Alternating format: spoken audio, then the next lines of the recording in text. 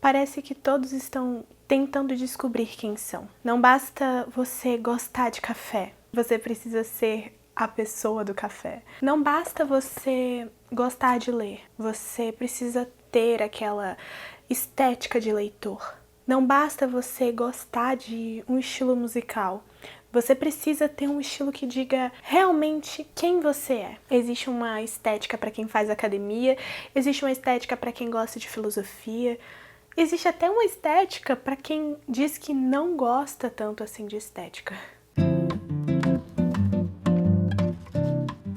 Mas eu comecei a achar uma coisa muito curiosa. Parece que nós queremos ser diferentes, mas somos diferentes exatamente da mesma forma. Será que estamos buscando uma identidade ou estamos buscando uma identidade que seja reconhecida?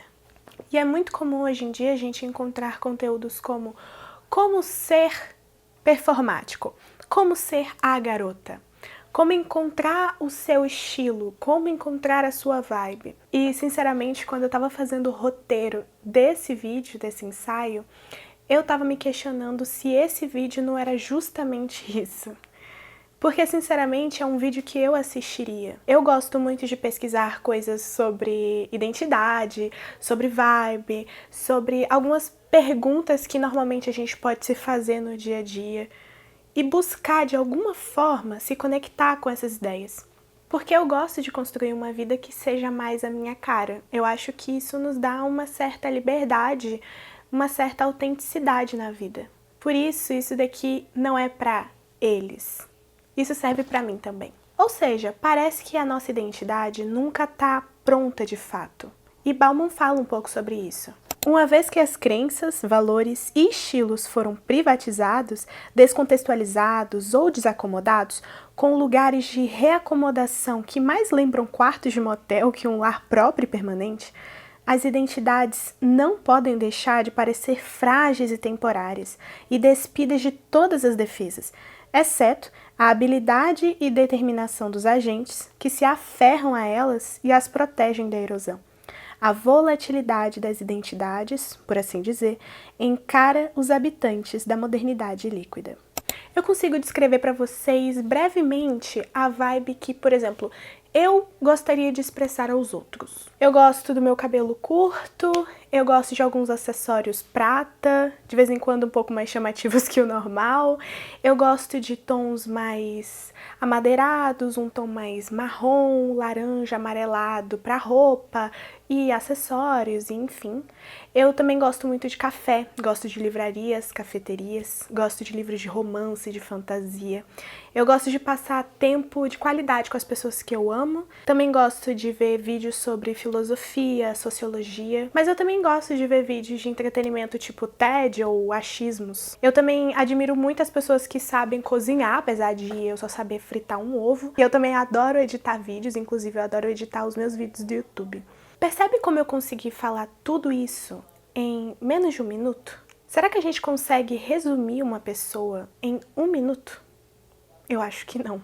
E talvez com essa descrição que eu trouxe para vocês, possa ter trazido na mente de vocês uma imagem sobre mim. Talvez os livros que eu posso ter na cabeceira, talvez as roupas que eu tenho no armário, que eu posso vestir no dia a dia, o tipo de comida que eu posso gostar, o tipo de café que eu posso gostar de beber, os tipos de filme que eu posso consumir, os tipos de vídeo que eu vejo. Mas será que vocês realmente me conhecem por causa desse parágrafo que eu acabei de falar para vocês sobre mim? Ou será que vocês conhecem essa visão que eu quero transparecer a vocês? Porque essa não é a minha totalidade.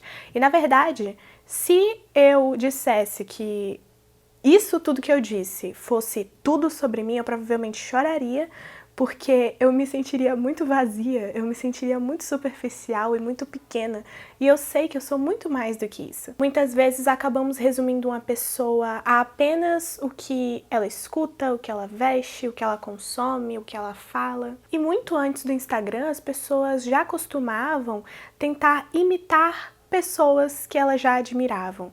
A gente costumava já ver uma pessoa admirável, uma pessoa que nos inspira de alguma forma e a gente tenta meio que se adequar àquilo. Ou seja, se fosse um problema apenas da vida online que temos hoje, a nossa vida digital, provavelmente não seria uma questão humana.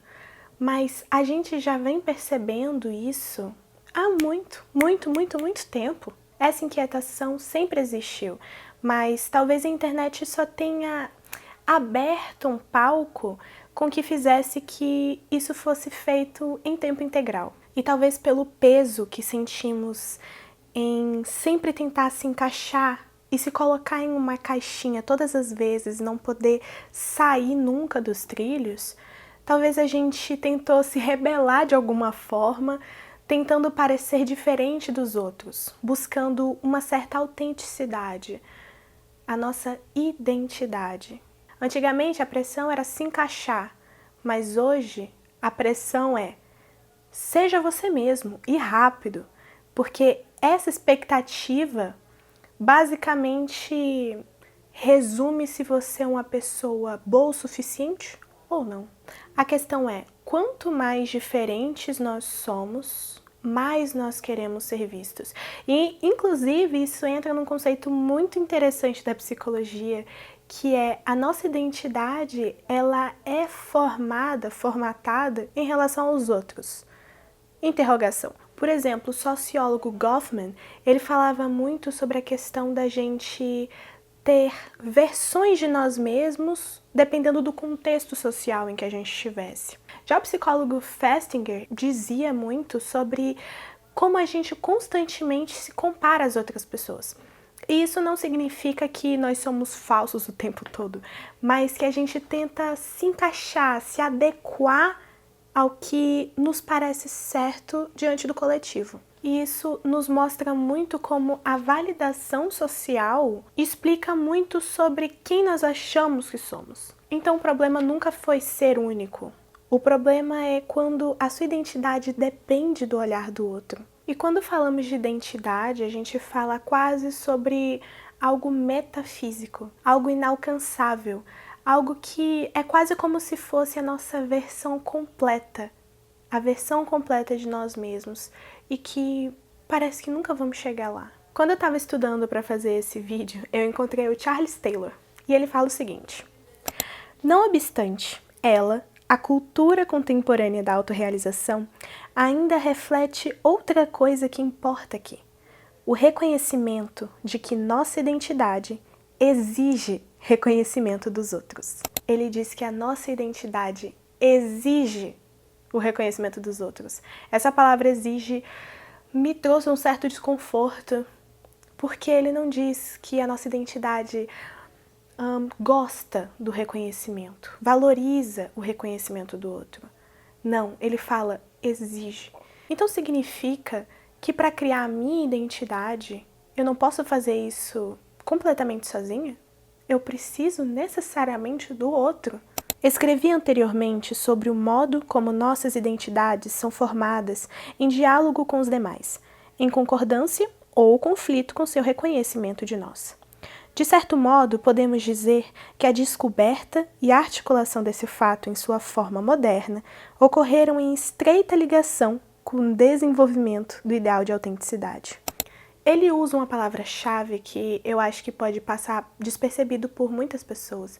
Ele usa a palavra diálogo. E para mim, diálogo é a conversa entre duas ou mais pessoas. A minha identidade dialoga com o coletivo. Ou seja, todos os elogios que eu recebi quando era criança, todas as críticas, todos os ambientes que foram hostis em algum momento, ou então os ambientes que foram confortáveis demais para eu me sentir eu mesma, as pessoas, os momentos, os sentimentos que eu senti em toda a minha vida, a minha identidade esteve sempre interligada ao coletivo, ao que estava externo a mim. Ao analisarmos a persona, dissolvemos a máscara e descobrimos que, aparentando ser individual, ela é, no fundo, coletiva. Em outras palavras, a persona não passa de uma máscara da psique coletiva. No fundo, nada tem de real. Ela representa um compromisso entre o indivíduo e a sociedade, acerca daquilo que alguém parece ser. nome, título, ocupação, isto ou aquilo. De certo modo, tais dados são reais, mas em relação à individualidade essencial da pessoa, representam algo de secundário, uma vez que resultam de um compromisso no qual outros podem ter uma cota maior do que a do indivíduo em questão. A persona é uma aparência, uma realidade bidimensional, como se poderia designá-la ironicamente. E isso daqui é justamente o que a gente falou lá no começo. Será que tudo que a gente batalha e tenta construir na nossa identidade, na forma como nós somos, será que isso realmente consegue ser transmitido a quem nós realmente somos? Ou será que nós criamos uma certa persona e nós achamos que esse é o nosso verdadeiro eu? A palavra persona vem do latim e ela significa máscara ou rosto, ou seja, personagem.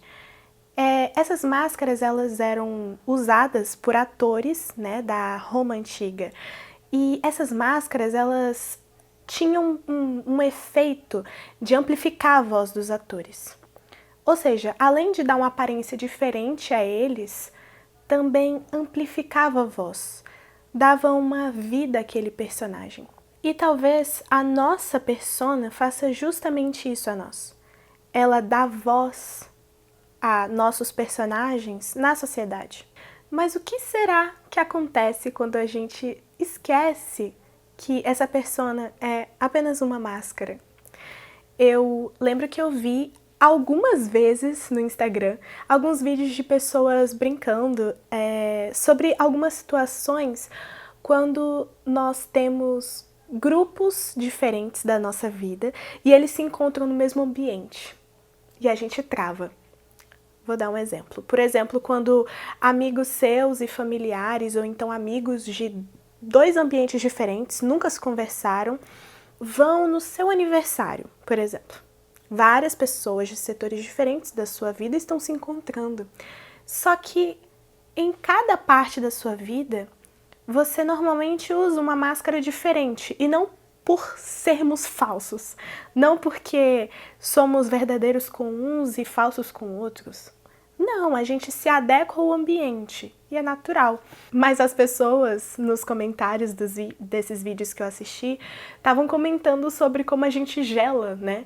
Como a gente acha um momento estranho, um momento assim, não sei o que fazer, mas tá, vou seguir como se nada estivesse acontecendo. Mas é estranho mesmo, porque a gente precisa saber como agir nessas situações. E por isso que a persona tem uma importância muito grande na nossa vida, porque ela nos ajuda a poder existir em diversos cenários sociais, diversos, e a gente consegue se adequar com ele. Então, a persona em si não é o problema. Talvez o problema seja confundir a máscara com a pele, a alma. E durante muito tempo eu me senti frustrada, porque eu imaginei que buscando a minha identidade, buscando em livros, buscando em filosofias e estudo e vídeos e sobre ideias, vendo e conversando com outras pessoas e buscando uma estética, uma forma de viver, eu encontraria a minha identidade. E depois de encontrar ela, eu sentiria paz. Como se tivesse uma versão perfeita minha escrita no universo em algum lugar. Como se ela já existisse e estivesse só esperando para que eu encontrasse ela. Mas a questão não é essa, se existe essa versão minha, não é sobre isso. É sobre poder me sentir presente no momento, agora, mesmo sabendo que eu não me conheço. Poder permanecer vivendo, mesmo sem me conhecer por completo, sem ter encontrado essa identidade perfeita que a gente sempre busca. E talvez esse seja exatamente o objetivo de nos procurarmos.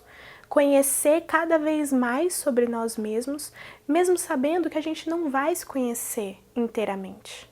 Essa parte melancólica da vida, em que a gente aceita a nossa imperfeita capacidade de poder nos compreender por completo, eu acho que é justamente o que faz com que a gente tenha um boost, sabe? Uma força de vontade para tentar mais, para a gente se conhecer mais.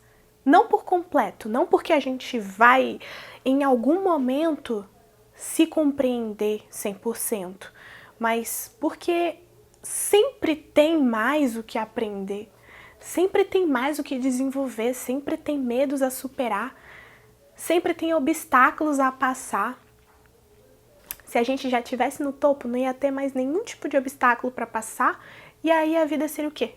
Perderia o sentido. Então talvez eu nunca encontre quem eu sou de verdade. E talvez você também não. E tá tudo bem.